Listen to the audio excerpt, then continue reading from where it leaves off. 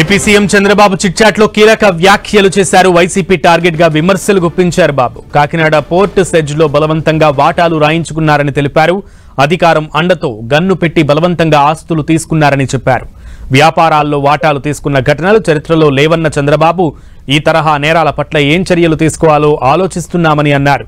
ఆస్తులు పోగొట్టుకున్న వారికి న్యాయం చేయాల్సిన బాధ్యత ఉందన్నారు చంద్రబాబు.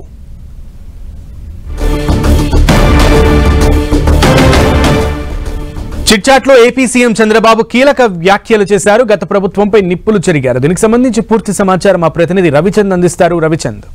సునీల్, ముఖ్యమంత్రి చంద్రబాబు తీవ్ర స్థాయిలో గత ప్రభుత్వ వైఖరిని ఎండగట్టారు.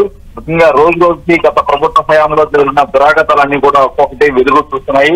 ఈ నేపథ్యంలోనే ముఖ్యంగా కాకినాడ సెజ్జు కావచ్చు, ఆ తర్వాత కాకినాడ పోర్ట్ ని ఏ విధంగా దక్కించుకున్నారో వాటాలు ఏ విధంగా బెదిరించి ప్రభుత్వ అధికారాన్ని దుర్వినియోగం చేస్తూ వాళ్ళు కొట్టేశారు. దేశ చరిత్రలోనే ఇటువంటి దురాగతాలు ఎక్కడా చూడలేదు.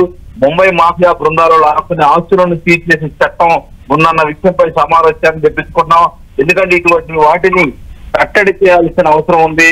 ఏదైతే గతంలో అధికారాన్ని అడ్డుపెట్టుకొని పెట్టలేకపోయారు, కాకినాడ సెజ్ కావచ్చు, పోర్ట్ కావచ్చు, ఏ విధంగా ఏదైతే అరవిందో ఫార్మా ఏ విధంగా అరవిందో గ్రూపు ఏ విధంగా దక్కించుకుందో మనకి చూస్తున్నాము.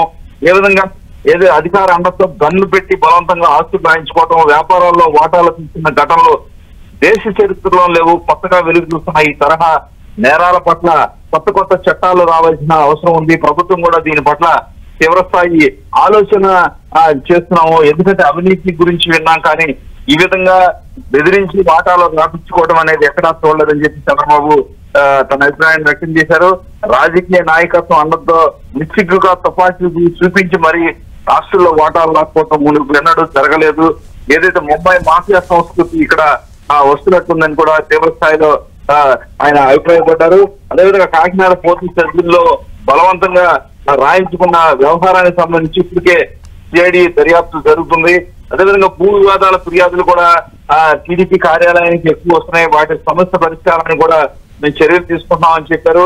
అయితే వాటిలో కొన్ని సాధ్యం కానివి కూడా కొన్ని వస్తున్నాయి. వాటిని ఏం చేయాలని కూడా చర్చిస్తున్నాం. కుటుంబ వివాదాల్లో జోక్యం చేసుకోలేకపోయినా అన్యాయం జరిగిన వారికి ఏం మేర న్యాయం చేయాలో కూడా చూస్తున్నామని అభిప్రాయపడ్డారు. 2019 తర్వాత జరిగిన న్యాయబద్ధంగా జరిగిన అమ్మకాలు కొనుగోళ్లు తప్పుపట్టడం, రికార్డులు కావాలని మార్చినవి పరిష్కార మార్గాలు పరిశీలిస్తున్నామని కూడా ఆయన అభిప్రాయపడ్డారు. ఈ నెలలో రెవెన్యూ సదస్సులు జరుగుతున్నాయి. ఆ సదస్సుల్లో కొంత న్యాయం జరిపే విధంగా కూడా ప్రజలకి న్యాయం జరిగే విధంగా కూడా మా ప్రయత్నాలు చేస్తామని కూడా ముఖ్యమంత్రి చెప్పడం జరిగింది. ప్రజల దగ్గర నుంచి ఊరికే కాగితాలు తీసుకోకుండా ఎలా పరిష్కారం చేయాలా దానిపై కొంత మేధోమథనం జరగాలని కూడా ముఖ్యమంత్రి అభిప్రాయపడ్డారు. కొన్ని శాఖలకు సరిహద్దుల్లో మార్చే ఏ సమస్య దేని పరిధిలోకి వస్తుందో అర్థం కాని పరిస్థితి కూడా గతంలో తీసుకొచ్చారు. 22A లాంటి చిక్కుముడులు కూడా అనేకం ఉన్నాయని చెప్తున్నారు. ఎందుకంటే తమ మాట వినని వారి భూములను 22A పెట్టి వివాదాలు సృష్టించింది గత ప్రభుత్వంలోనే. ఇవన్నీ కూడా జరిగాయని చెప్పి ముఖ్యమంత్రి తీవ్ర స్థాయిలో స్పందించారు. రోజువారీ పరిపాలన చూసుకుంటూ ప్రజల హామీలను నెరవేర్చాల్సిన ఓకే రవిచంద్, థ్యాంక్ యూ.